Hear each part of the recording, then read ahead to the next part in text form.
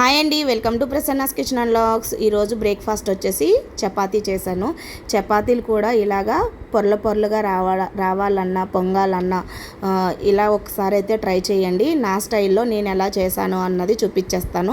First ఇలాగ ఒక చపాతీ ముద్ద తీసుకొని కొంచెము ఒత్తేసినాక ఆయిల్ వేసి ఇలాగ మడతలు వేసుకోవాలండి. ఇలా రౌండ్గా అప్పుడు పొరలుగా అయితే వస్తుంది అన్నమాట. ఇలాగ ఇంకొక చపాతీకి కూడా సేమ్ అలాగే మడతలు వేస్తున్నాను. చూడండి, ఇలాగ మనం ఎన్ని మడతలు వేసుకుంటే అన్ని పొరలు అయితే వస్తుందండి.